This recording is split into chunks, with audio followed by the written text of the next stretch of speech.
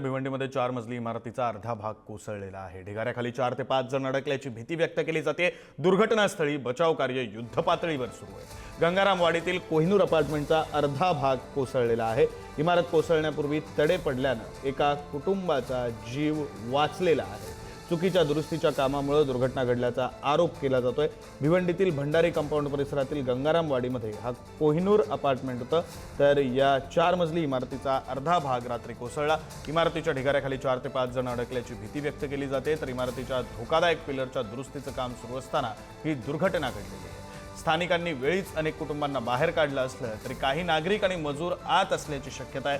घटनास्थळी अग्निशमन दल, भिवंडी महापालिकेचे आपत्कालीन पथक आणि NDRF कडून युद्धपातळीवर बचाव कार्य सुरू आहे।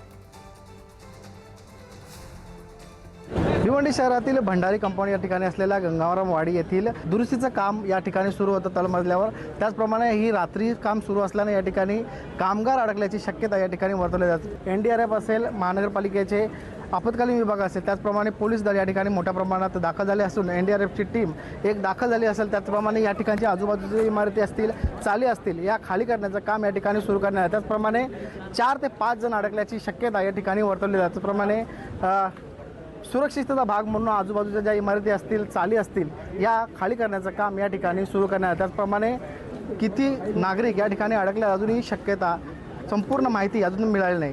भिवंडी मनीष गायकवाड, पुढारी न्यूज। भिवंडी शहरातील भंडारी या ठिकाणी असलेली कोहिनूर अपार्टमेंट ही 4 मजली इमारत आज रात्रीच्या सुमारास कोसळली। जवळपास त्यामध्ये 4 ते 5 जण अडकल्याची भीती त्याचप्रमाणे वर्तवली जात होती। त्याचप्रमाणे आपल्यासोबत ज्या इमारतीमध्ये राहणाऱ्या काही महिला आहेत, त्या महिलांशी आपण बोलूया। भाभी, क्या बताओगे, कैसा हादसा हुआ था, आप कहाँ थे? 6 बजे से पूरा बिल्डिंग का सब फट रहा था जो था, तो मैं देखी सामने तो वो दीवार सब फट रही थी। तो सब मेरे बाजू वाले थे, तो मैं बोली भैया मेरा दीवार फट रहा है, लगता है मेरा रूम गिरने वाला है। तो बोले हाँ भाभी गिरने वाला है लेकिन अभी नहीं गिरेगा। तो मैं बोली नहीं गिरेगा। बोले सबका ऐसा होता है। तो मैं बोली सबका है। तो बोले हाँ। तो मैं बोली, फिर वो बोले कि हम लोग नीचे आ गए अपने भाभी के इधर, फिर यहाँ से गए, बोले कुछ भी नहीं होगा। फिर ऊपर गए तो सामान वामान कुछ भी नहीं निकाले, गए वहाँ सोने। तो कुछ लोग बोले कि मत सो इधर, नहीं तो कभी भी गिर सकता है ये बिल्डिंग। तो उधर थी, मेरे हस्बैंड गए थे वो लाने, बिस्तर लाने, उसके रूम में सोने। तो 1 सेकंड बस अपने रूम से निकल के उसके रूम में गए थे, नहीं तो ये भी दब जाते उसी में। खाली बिस्तरा लाने गए थे सोने के लिए, बाकी सब सामान जो था उसी में, रुपया पैसा जो मैं बचा के रखी थी सब उसी में रह गए। सर मैं जब गया तो बिल्डिंग गिरने वाली थी, तो मैं सोचा कि तो सामने वाले रूम में चले जाऊँ। सामान छोड़ दिया, सामने वाले रूम में मैं जाके बैठ के मुझे 10 से 15 मिनट हुआ उसके बाद। मनीष गायकवाड, पुढारी न्यूज। ही कोहिनूर नावाची एक बिल्डिंग होती, त्या बाजूलाही लागून एक बिल्डिंग होती 4 माळ्याची। ही धोकादायक घोषित होती, C कॅटेगरीमध्ये घोषित होती।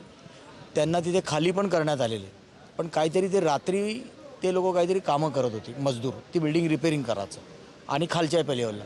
आणि ते जे बिल्डिंगमध्ये रहिवासी होते राहणारे, 1-2 तिकडे काहीतरी जाय करायचं, तिकडे त्यांची घर लॉक असले तरी पण ते जाण्याचं काम करत होते। म्हणजे असे 6-7 जण ह्याच्यात दबलेले असं वाटत होते। बिल्डिंगमधले बाकीचे लोक सगळी बाहेर निघालेले होते। जे 5-6 लोक, जसा जे आमदार साहेबांनी सांगितलं का 5-7 लोक इथे आतमध्ये आहेत, त्यांना आपण काढण्याचा प्रयत्न करूया।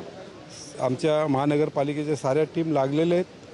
ह्याच्यात काही रिपेअरिंगचं काम चालू होतं। आजही आपल्या माध्यमातून मी लोकांना सांगू इच्छितो की बऱ्याचशा आम्ही लोकांचे नल कनेक्शन, लाईट बिल कट्स केलेले आहेत, तरीही लोक निघत नाही आहेत। लक्षात, त्यासाठी आम्हाला पोलीस बंदोबस्त घेऊन ते खाली करावेच लागतील। आता ही जी दुर्घटना घडली आहे, अशा घडू नयेत।